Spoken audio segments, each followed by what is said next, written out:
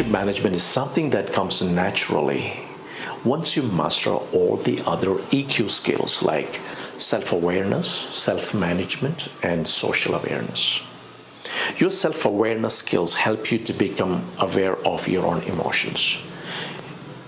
You use your self-management skills to express your feelings and act accordingly with other people. Your social awareness skills enable you to understand what others are feeling. When it comes to relationship management, it is the integration of all these three EQ skills. Relationship management enables you to make connections, develop bonding with other people, to relate to people in a very healthy and fruitful manner. Relationship management is your ability to use your awareness of your own emotions and those of others to manage interactions successfully. If you're skilled at relationship management, you can develop and maintain strong relationships. You will have a better marriage, a great family, work, and social life. You will be able to make meaningful relationships, strong bonds, and friendship with people. At work, you can become a great team player, a great colleague who possesses great interpersonal skills.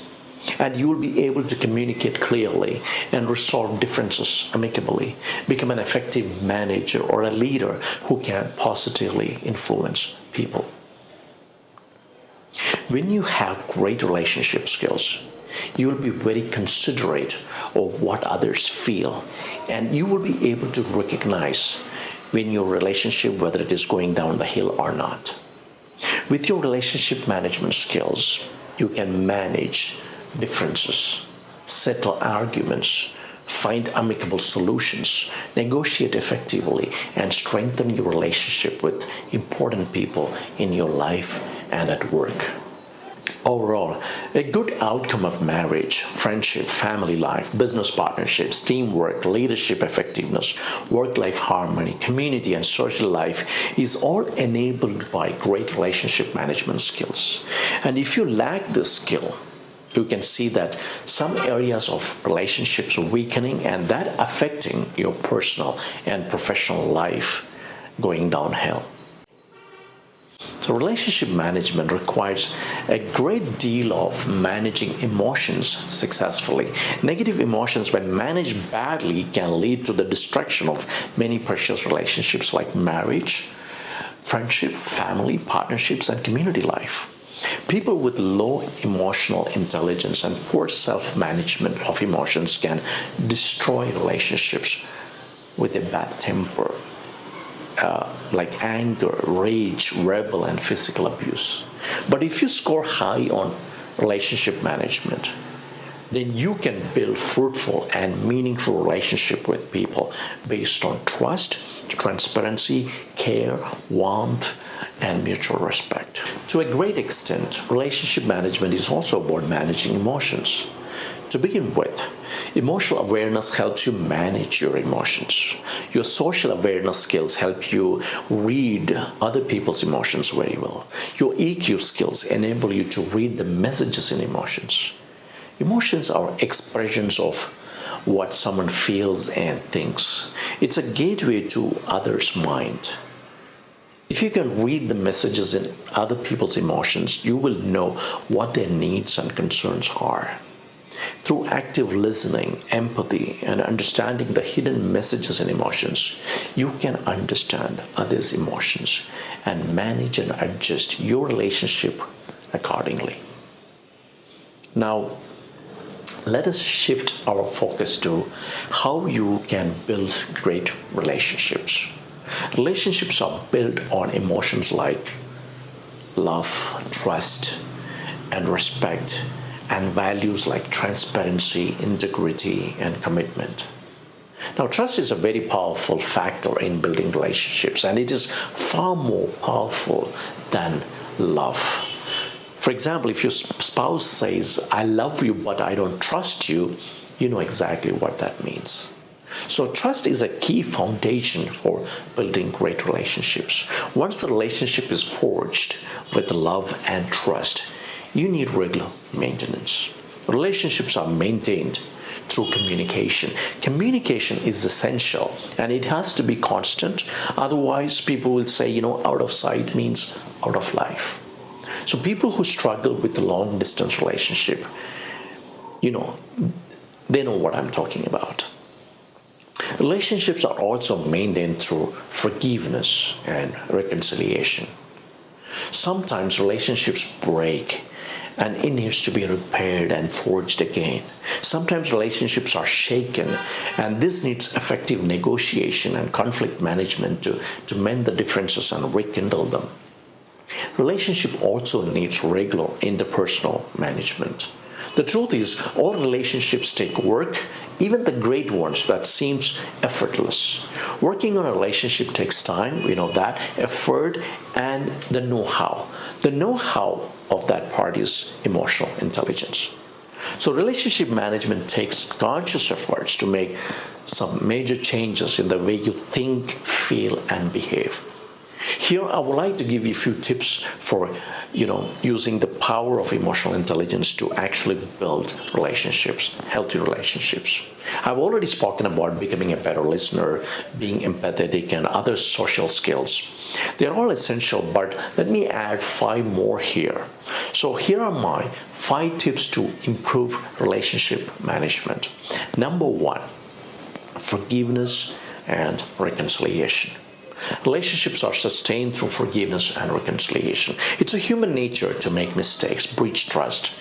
But as an outcome, people can turn bitter, they can become revengeful, or harbor negative thoughts and emotions like resentment. Now, forgiveness is an act of letting go. So the person who has harmed you has no power over your emotions. Forgiveness sets you free from the emotions of hurt, pain, injustice, anger, betrayal, bitterness, and resentment. It is one of the best emotional detoxes that you must apply in your life. Now, most people misunderstand forgiveness, and that refrains them from the act of forgiving itself. Forgiveness doesn't mean forgetting or excusing the harm done to you or making up with the person who caused that harm.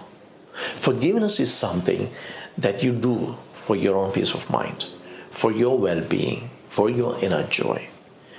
Because forgiveness brings a kind of a peace that helps you to move on with your life. You do the forgiveness for your own good, not for others. You do it for yourself. It doesn't mean that you have to get back to the person who has wronged you or give them a second chance. Forgiveness it's something personal. It's a personal exercise to reinstate your inner peace and emotional balance and stability so that you will not stay bitter, angry, hurt, revengeful anymore. It takes one person to forgive, but it takes two to reconcile. Unlike forgiveness, reconciliation requires the cooperation of 2 parties. Reconciliation brings back people together. It's a relationship management exercise to find peace between 2 different individuals. It mends broken relationships. Reconciliation demands asking or seeking forgiveness from the other person and receiving it. One person can be completely willing, but the other person is not willing, then reconciliation is not possible. Strong relationships like marriage, if you think about it, it's built on 2 forgivers who overlook the many flaws of the other person, the negatives of another person, so that they are committed in a strong relationship because they want to stay in that relationship. Remember this, the human ability to seek forgiveness and grant forgiveness significantly contributes the longevity of a close-knit relationships like marriage, family, and friendships. Number 2, speak positively about people. If you want to develop a healthy relationship, then follow this habit religiously. Speak positively about other people, both publicly and privately. To keep a positive outlook on people and speak kind words about others and guard others' reputation is a very noble skill. It takes real practice to talk good about other people. It's easy to get caught up in the agreeing, to gossips and spreading rumors about other people. It's easy to speak ill about other people, pretending to make yourself look good in contrast. It's easy to gossip about other people so that you can bring down their social image and get some fun out of it. But these are not healthy relationship skills. It destroys relationships. It's a harmful habit because if a person can speak ill about someone, they're also capable of speaking ill about anyone, including you. Gossiping is a habit. Often, it is used as a manipulation tactic to know someone else's opinion about someone so that they can form groups based on us versus them. Basically, an idea or to check the loyalties between people. Speaking ill about others can destroy a relationship because sooner or later someone will know and you will get labeled as a gossiper. On the other hand, speaking well about others strengthens the relationship and helps you in building your reputation as well. Speak positively about people who love and trust. That's a sign of high emotional intelligence. If you have nothing great to say, stay away from gossipers who want to tarnish someone else's reputation. Number 3, avoid blaming and complaining. Complaining and blaming is a huge sign of low emotional intelligence. It happens when a person believes he or she is victimized and that the situation is beyond his or her control. Blaming avoids personal responsibility. Blaming and complaining dodges your responsibility to fix your own mess. People do it as a temporary relief, but in actuality, their actions never relieve them. Emotionally intelligent people resolve their mess. It is up to them to fix their problems. So the first thing is to take ownership of the situation, and that means never resorting to passing the buck to or blaming somebody for what has happened to you. Here is what we need to become emotionally intelligent. Develop a mindset that seeks to resolve problems than operating from a perspective or just making complaints and excuses. Here's what blaming leads to. Blaming others can endanger your relationship with other people. Nobody likes to take irrational blames. It can only add drama to life but never solve any real issues.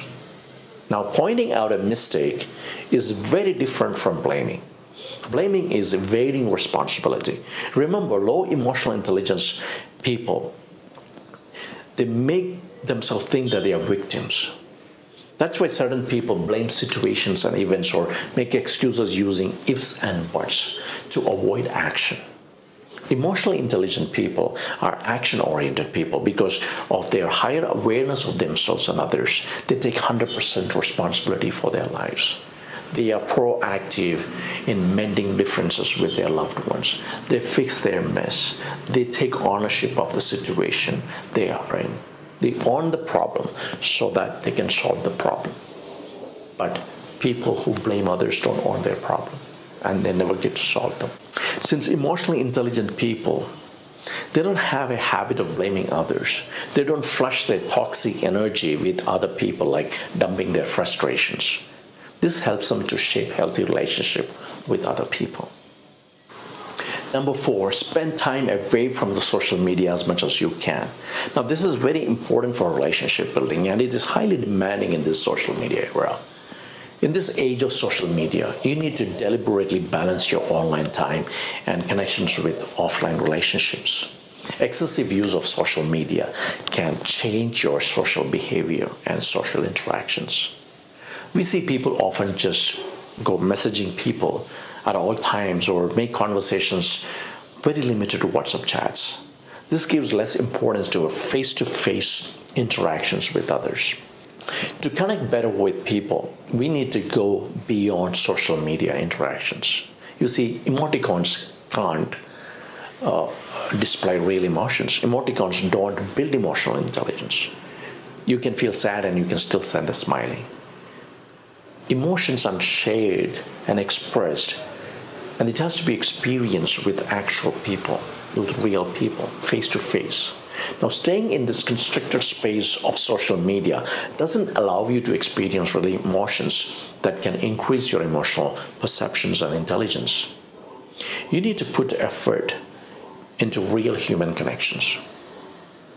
So go out with friends, meet people often, catch up for a coffee, dinner, or fun activities that fulfill relationships.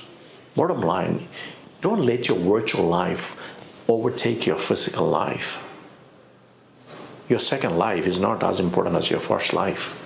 Experience your emotions in real time. Learn to capture memorable experiences in your mind and not just on your mobile cameras. See it for yourself, experience for yourself, live those emotions. Let it be experienced in real time. Number 5, focus on one EQ skill and work at it. If you want to improve your relationships, think of one EQ skill or emotional intelligence skill and work on it. For instance, you may want to work on your active listening skills or develop greater empathy. Don't try to work on too many aspects of emotional intelligence at a time. Pick one skill, get better at it, and move on to the next one. Identify people around you who possess great EQ skills and model their behavior. Watch and observe how others handle their situations better. Observe skilled people and learn from them, like their social networking skills. If you're an introvert like me, watch and observe and how they interact with people. How certain people build rapport with people so easily.